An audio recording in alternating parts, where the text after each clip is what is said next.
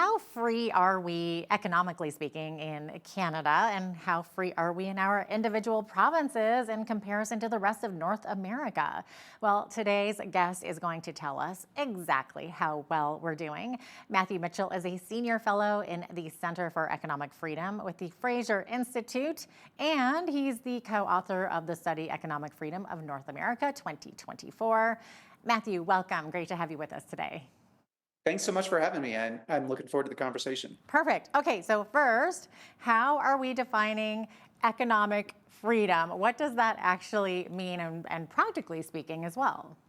Yeah, that's a great question. So the idea of economic freedom is basically, are people allowed to make their own economic decisions? And you can think of it really as a spectrum. In some places, you're allowed to make more of your economic decisions, decisions about buying and selling and entering markets and competing and running your business. And in other places, you're allowed to make fewer of your own economic decisions.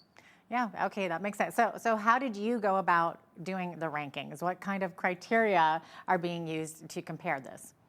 Yeah, so we're looking at several policies. It's all really focused on state and provincial policy, and then also we're trying to incorporate some differences between the different countries in terms of how they affect policy. So primarily, we're looking at factors like spending, taxing, regulation. In order to compare between the countries, we also look at the degree to which the governments are permitting people to buy and sell across borders through barriers to international trade, monetary policy. We're also looking at how well persons and their property are protected. Are the police enforcing property rights? Are they making it easy for people to enter contracts and enforce those contracts, or do they stand in the way of that? Okay, so I'm in Alberta, and Alberta once again finished at the top of the Canadian rankings. And Alberta also had a huge jump in its overall ranking. So last year it was a 41st place, I think, and now at 12th. So that's a huge jump. So do we know what some of the reasons were that spurred that upswing? So a lot of it is actually, unfortunately, it has less to do with changes in Alberta policy and more to do with changes in other provinces and states that have shifted it. So Alberta is one of the freest states actually in North America. It comes in at 12th place, tied with Tennessee, South Dakota, Colorado, and Texas. These are states that are generally known for relatively free market policies, and Alberta is right there with them. Okay, well, that's interesting. So how did the other Canadian provinces rank? Well, the rest of Canada did not do nearly as well. So the next highest Canadian province is British Columbia, and that's way down at 43rd in all of the U.S., Mexican, and Canadian provinces and states. So it's tied with Massachusetts, Minnesota, and New Mexico, actually. Okay, interesting. New Mexico, of course, where you are right now. What about out east, the Atlantic provinces? How were they doing? I understand they're kind of lagging pretty far behind. Yeah, that's true. So unfortunately, the Atlantic provinces tend to be the least economically free in Canada, and they tend to be relatively unfree relative to the United States and the rest of North America. Now they enjoy significantly greater levels of economic freedom compared to the U.S. territory of Puerto Rico, for example, or compared to all the Mexican states, and that does account for their higher degree of prosperity. So one of the things we find is that places that have more freedom tend to enjoy higher levels of prosperity measured by income or growth, less poverty, things like that. Okay, yeah, that's interesting. Which states, out of curiosity, were the top rankings? So New Hampshire has enjoyed the top spot for the last several years. They are among the freest places really in the world. Um, Other relatively free states are Oklahoma, South Carolina, Florida, Indiana. All of these are relatively free places. Okay, so what is it that they are doing better that we can maybe learn from? Yeah, so number one, they keep the footprint of government relatively small and modest. Government is doing its job in terms of protecting persons and their property from theft, and that's wonderful. But they're managing to keep their taxes low and keep their spending low, and then they have relatively high levels of labor freedom. So it's easy to start a business and run a business in those places. Okay. It's interesting that the total income in the freest jurisdictions grew 29% over the last decade. So while the least free jurisdictions, total income fell 13%. Yeah, so what this is if you're looking at all of the income that people make in these places, and after you adjust for inflation, yeah, it's really remarkable. People tend to flock to economically free places. So one of the things that we find is that employment increases higher, much more faster in economically free places, as well as the number of people there, and then they start earning more income. So yeah, even after adjusting for inflation, if you look over a 10-year period, the freest states and provinces in North America, incomes grew 21 times faster relative to the least free. That is, and I think there was something in there that said over the same period, the population of the freest states grew, was it 10 times faster? Yeah, that's right. So we have a measure that both looks at, we look at the population as well as the total employment growth. So population grew 10 times faster and total employment grew 3 times faster in the most free relative to the least free. Okay, that's interesting. So, what would you say to those who may argue that the difference in economic freedom may be correlation, but that it's not causation?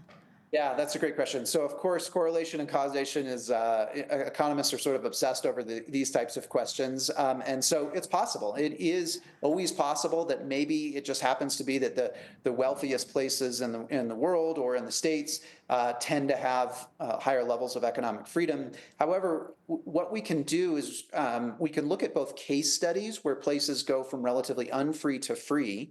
You can see this both in an international comparison. You look at a place like Estonia or Latvia or Lithuania, that were some of the least free places in the world and are now one of the freest, and they change. That extra degree of economic freedom seems to correlate positively with growth. Same thing, you can look at case studies. So, you look at a place like North and South Korea, or you look at, my state, New Mexico, and compare it to surrounding states. And you start to see not only is there this correlation, but when you dig into the specific examples, change seems to lead to greater prosperity. And then there's more sophisticated techniques where economists try to tease out causal inference through sophisticated things like instrumental variables. But one of the things that's really pretty interesting about this research is just how large it is. So to date, there have been literally 1,000 studies assessing the effect of economic freedom on human prosperity. And so what I tend to say, to students or to anybody who's reading any research is, don't trust any one study, but trust a literature. Once you start to see that there's tons and tons of data piling up from lots of different studies using lots of different techniques, and it's all generally pointing in the same direction, that makes you start to think, well, gee, maybe economic freedom really is causing some of this prosperity. Yeah, no, that's wild. And I think you mentioned this earlier, the top ranked provinces and states, they also have a much smaller rate of poverty. Is that right? Yeah, that's right. There's new research actually coming out from George Mason University's Vincent Galoso and others he's Canadian originally, that finds that poverty negatively correlates with economic freedom at this provincial level in Canada, and this is consistent with what we find with international studies as well. Does the overall higher economy impact the poorest of the poor in a positive way, though? Yes, absolutely. So, one of the things that we find is not only are average incomes higher in states and countries that have higher levels of economic freedom, but the income of the bottom 10% is also significantly higher. So, and in fact, actually, the ratio is greater. So it seems to be that economic freedom is good for, say, the median citizen, but it's really good for those who are least well off among us. It's also notable that the average economic freedom across all those 93 jurisdictions has fallen every year since what, 2017? And it's Yeah, now that's just right. slightly above its all-time low. That's right. And so one of the things that we find, if you kind of look at a broader perspective internationally, is some of those places that have long enjoyed prosperity, and I would argue largely because of economic freedom, there's sort of some complacency that goes on. And so in those places like North America, the United States and Canada are unquestionably some of the freest places in the world. And yet there are also places where we just see this kind of long run stagnancy in terms of economic freedom. And there's a lot of places on the world, on the other hand, where you're seeing significant increases in economic freedom. I mentioned, parts of Southeast Asia and Eastern Europe. Now, I'm curious, do the top ranked provinces or states have tax rates in the higher end of the rankings, or is it pretty much consistent that lower tax rates end up matching with economic freedom? Yeah, I mean, there's some variation, of course, and different provinces and places rely on different taxes in different ways. So, for example, I mentioned New Hampshire is one of the most economically free states. Generally has low taxes. It does actually have a relatively high property tax burden, however. Um, but across the provinces and across the states in general, if you tend to have lower taxes, you're going to score better on economic freedom, and then that tends to correlate with better economic outcomes. Is New Hampshire coming out #1 in the world or just in North America? In this study, we're not comparing the jurisdictions, the subnational jurisdictions, to places outside of North America, so it's hard to say. But you start with the United States is, I think it's #5 in terms of the world, and now you have New Hampshire within the United States as one of the freest places there. So you can kind of guess that it's one of the freest places. So what's coming out #1 in the world, or the top three? If you know. So right now, the economically freest jurisdiction in the world is Hong Kong, and they have been in that position for a very long time. However, if you're studying, some of the recent developments in that territory, that the government is cracking down actually on some civil and political freedoms, which has made it plummet in terms of overall freedom. And that is having a negative effect on some of the economic freedoms enjoyed by Hong Kongers as well. Singapore is also quite high on the list. Interestingly enough, a lot of the Scandinavian countries score quite well, even though people often perceive them as socialists. They are not socialists. They have really low levels of regulation. It's easy to start a business. They have low barriers to international trade. They tend to have relatively large governments, but they make up for it in a lot of other ways. Interesting. And you said US came in #5, was it? Yes. Yeah. Yeah. Wow. Okay. Any final thoughts on what Canadian governments need to do to improve our economic freedom?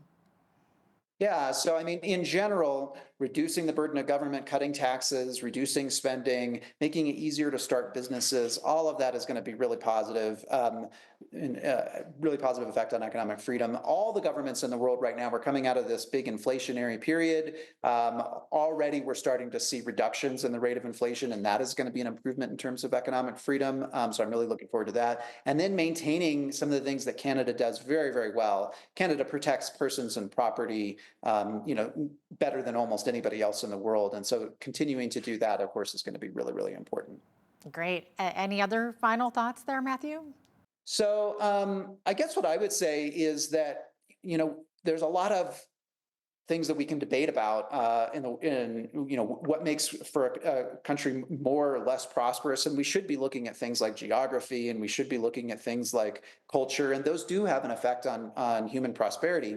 But you can't really affect that stuff. You can't move mountains. You can't change the culture of a society overnight. But one thing you can do is affect policy. And we have all this accumulated evidence over the last 3 decades demonstrating that there's a positive correlation between economic freedom and prosperity. I think we need to open our eyes and to sort of recognize what works and what doesn't. Okay, interesting. Thanks so much for being with us today, Matthew. Enjoyed having Thank you you so on. much for having me. Absolutely. Matthew Mitchell is co-author of the study Economic Freedom of North America 2024, which you can read at FraserInstitute.org.